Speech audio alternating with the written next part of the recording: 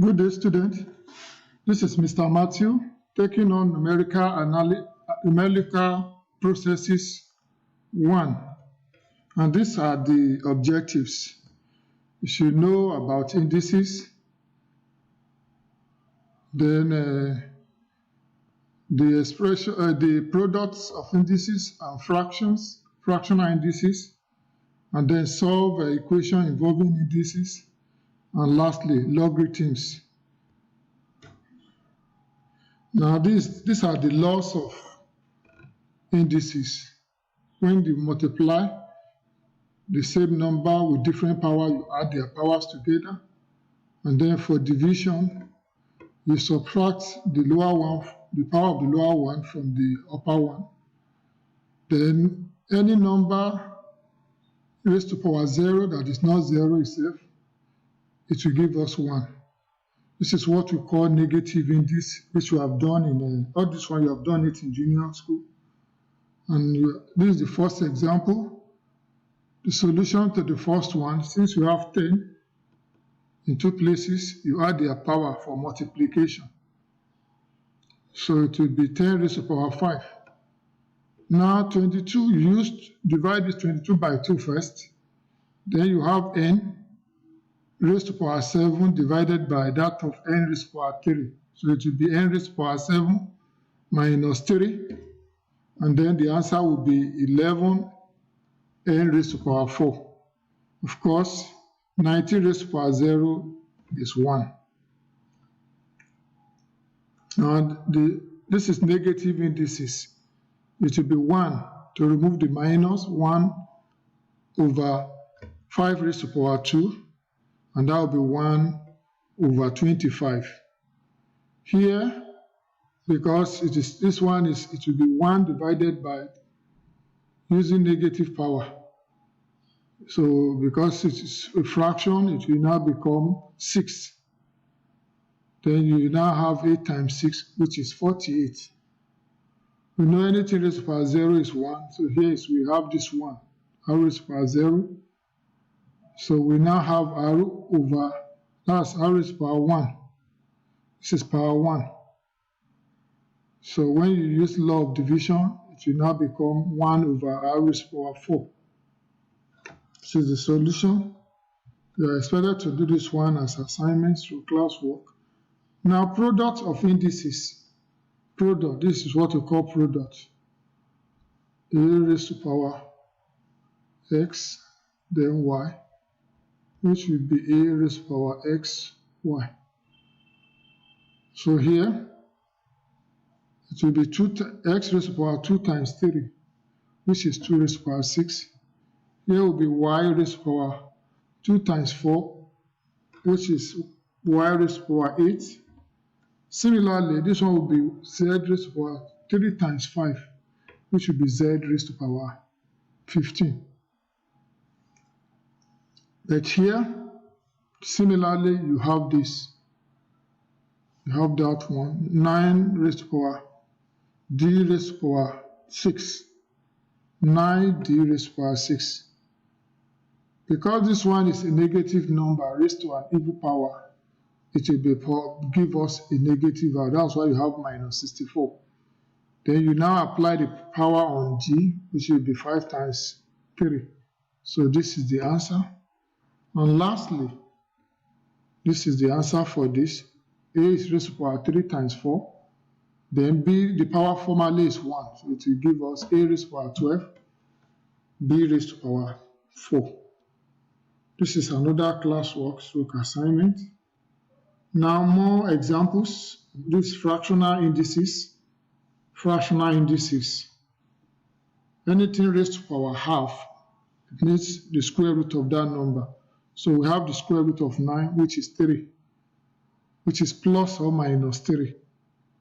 Plus or minus 3. To have plus or minus 3. That's the answer. This one, the cube root of 8 is 2. Because the root is odd, it will only give us the positive. Similarly, applying this one here, we are going to get 1 over, because it's negative, to take care of the minus, we have 1 over the cube root of 8, then us raised to power 2. Then the cube root is 2 raised to power 2. So the answer is 1 over 4. This one, using the first law of index, adding the powers together, will give us 4 raised to power half, and 4 raised to power half means the square root. So the answer will be plus or minus 2, because the power here is, the root here is even. Now, moving over to this, a fraction. This one is fraction. You look for the cube, the fourth root, which should be plus or minus. Plus or minus. So when you take the cube raised to power 3, because the denominator is the root, while the numerator is the power. So when you now raise to power 3, you have plus or minus 27 over 8 as the answer. You can see this one. Whenever you are looking for the square root, it will be plus or minus. So the square root, you have to divide by 2 first, you get 36. Dealing with a and b, you now have a raised to power minus the square root of 36, a raised to power minus 2, b raised to power 4. Taking the square root will be plus or minus, because the root here is even, square root. So it will be plus or minus 6b squared over a. And this one is assignment for you, so classwork. Now more of this. This is equation.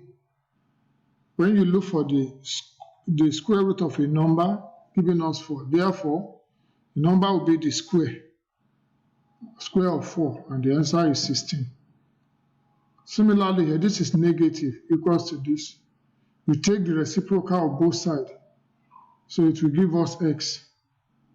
And you now have this, and the answer will be this, 1 over 47. Now here, you have to express both to the same base, so you equate powers. You now have 3x equals to 5, making x the subject, x is equals to 5 over 3. Now this is our assignment for you, so classwork. Now we move on to logarithms, using log table to evaluate. So this is multiplication. When you are multiplying, you add their logarithms together. Then when you are dividing, you subtract that of the denominator from the numerator. And this is the way to do it. This is the log of this. The integer part is 1. Because you have 2 digits before this, the integer part is 1. You now check for 34 under 8 under difference 3. You have this. The same, this one you have only 1 decimal, so the integer part is 0. 54 under 2 under difference, it will give us this. You add together and get this. Now you check 0.27. This is anti-logarithms. Here is anti-logarithm. 0.27 under 6 under difference 6 will give us 1891. But because you have 2 here, going to this side to become 3. So you count 3 digits and put the decimal. That's why this is the answer. You can use calculator to check. Similarly, this for division, it has to be minus. Now you minus this one from that. Minus that. So we check for the log. This is the integer part is 3 for the first one. See, the decimal is at the back of this number. So the integer part is 3, while here the integer part is 1. Then checking the number that will come after the decimal, you have this for this and this one for that. When you subtract, you have this. Then checking the anti-log, you have 4, 6, 1, 9. Because you have 1 here, you take 2, you add 1 to 1, giving us 2. That's why the decimal is after the second digit. So the answer is 46.19. Now for powers and roots, power and root. You use the power to multiply, then you use the root to divide. Here, that's why when you look for the log, you have this, you multiply by 3, you have this. Now you take the antilog, you have this number, which is stopping at is 4 digits. But because you have 5 digits here, then you add 1 to that, it will now, you need 6 digits. That's why you're adding 2 zeros to the back. Hence, that's the solution of that. You can use calculator. Now, for division, for this root, you divide by 3, and you have this. Then you check the antilog, you have this. Because this is 0, you add 1 to 0, which is 1. So you take 1 digit, then you put your decimal. Hence, the answer. Now, the 3 of them multiplying, you add them together, and you have this after getting their logarithms. Now you check antilog to get this. And hence, this is the answer. More here, the same way. First of all, this is the numerator. You look for the logarithms. And then this is the denominator. This is the log. You subtract this from this. This is the result. This is the result. Then you now divide by 3 because we are looking for the cube roots. When you divide, you have this. You now take the antilog to get this answer. Hence, the answer is 4.119. Now, this is another example, moving a more difficult one. You divide into denominator and numerator. So you look for the log of the numerator. There, you multiply the two. They are multiplying, you add. When you add, this is the log of the numerator. You transfer it to this side. Now the denominators. There are 2 numbers. You look for the log. These are the logarithms. You add them together because they are multiplying. You now have this. So this is the denominator. You now subtract the log of the denominator from the numerator. Hence, this is the final log. You now check for the antilog. Hence, you have this one as the answer. 5.2. Now, this is a more difficult one. It's similar to the first one. You have numerator and denominator. So, you set it up this way. You look for the log of the numerator. Because this one is raised to power 3, you multiply by 3. This is the log. You now add it to the second one. Because they are multiplying, you add the 2 together to get the log of numerator. Then you now deal with the denominator. You have to multiply this by 2 because raised to power 2. This is the final log here. Then you look for the root divided by 2.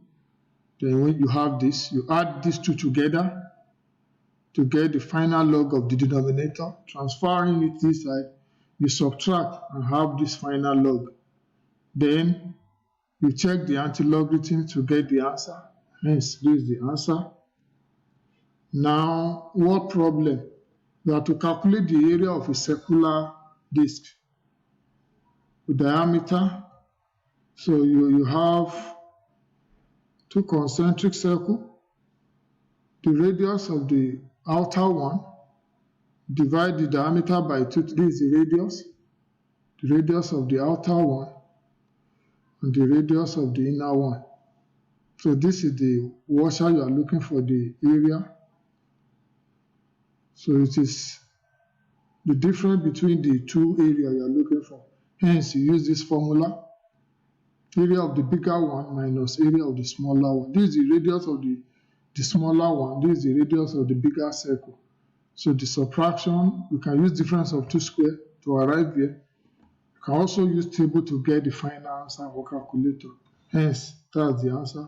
And I'm giving you this one as an assignment. I wish you the best of luck. Thank you very much. God bless you.